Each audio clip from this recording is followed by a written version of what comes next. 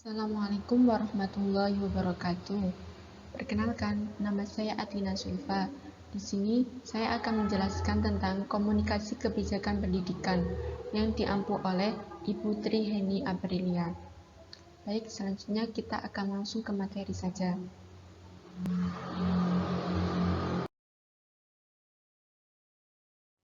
Baik, di slide pertama ini menjelaskan tentang definisi komunikasi kebijakan pendidikan. Adapun definisi komunikasi kebijakan pendidikan secara bahasa, kata komunikasi atau communication dalam bahasa Inggris berasal dari bahasa Latin, communis, yang berarti sama. Istilah pertama komunis adalah istilah yang paling sering sebagai asal-usul komunikasi, yang merupakan akar dari kata-kata Latin lainnya yang mirip. Komunikasi menyarankan bahwa suatu pikiran, suatu makna, atau suatu pesan dianut secara sama. Secara istilah, komunikasi adalah suatu proses yang dalam proses itu partisipan bertukar tanda-tanda informasi dalam suatu waktu.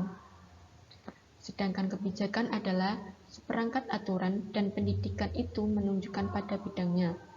Sehingga kebijakan pendidikan merupakan seperangkat aturan mengenai pendidikan.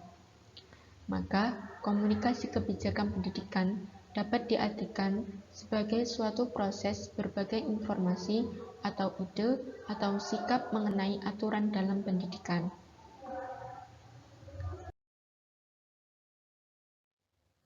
Baik, selanjutnya yaitu tentang tujuan komunikasi kebijakan. Tujuan komunikasi kebijakan yaitu menyampaikan alternatif atau gagasan kebijakan tersebut kepada semua pihak yang berhubungan agar diperoleh suatu umpan balik mengenai keabsahan gagasan-gagasan yang diusulkan. Pihak-pihak tersebut terdiri atas pembuat keputusan, para perencana, para pengelola, para peneliti, para pelaksana, dan masyarakat luas. Selanjutnya yaitu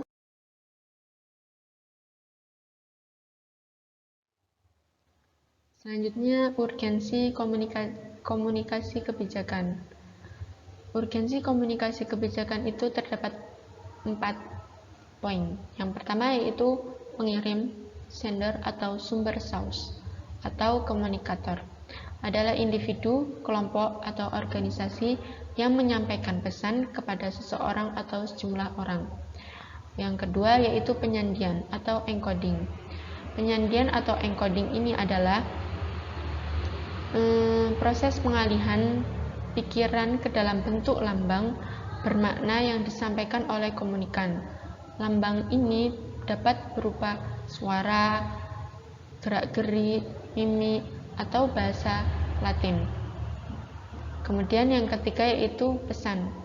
Message merupakan pesan yang seperangkat lambang bermakna yang disampaikan oleh komunikator.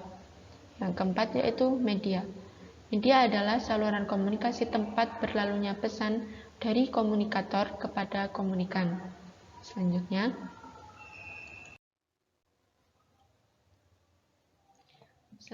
yaitu tentang batasan komunikasi kebijakan pendidikan. Adapun batasan komunikasi kebijakan pendidikan adalah hakikat dari komunikasi kebijakan pendidikan, sosialisasi atas rumusan-rumusan kebijakan pendidikan yang sudah dilegitimasikan. Adapun bahan yang dikomunikasikan adalah rumusan-rumusan kebijakan, mulai dari konsidernya, isinya, sampai dengan penjelasannya.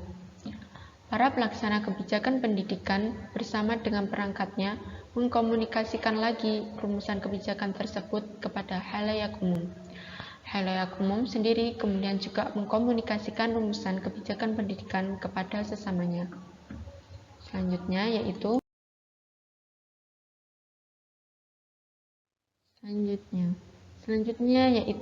model komunikasi kebijakan.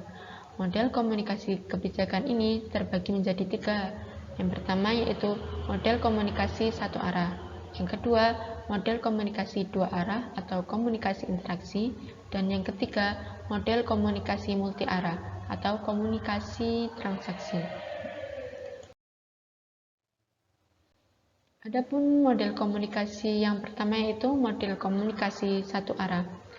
Model komunikasi satu arah ini lazim dikenal dengan top down. Apa itu top down? Top down adalah dari arah atas menuju ke bawah. Komunikasi yang terjadi ialah sepihak, pembuat kebijakan sebagai komunikatornya, sementara pelaksana dan khalayak menjadi komunikannya. Kebijakan ini dianggap sebagai sumber pesan, sementara pelaksana dan khalayak kebanyakan dianggap sebagai penerimanya.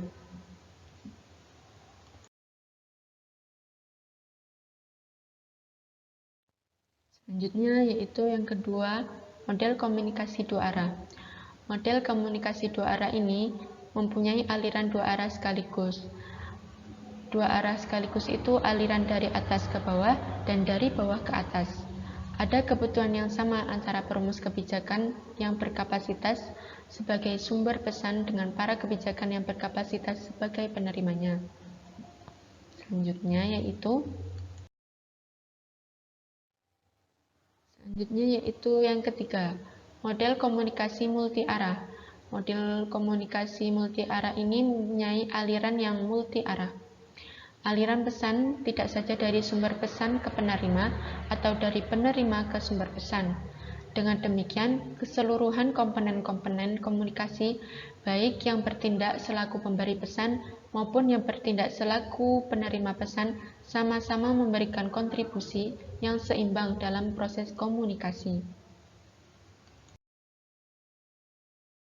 Kemudian poin yang F yaitu tentang problema komunikasi kebijakan.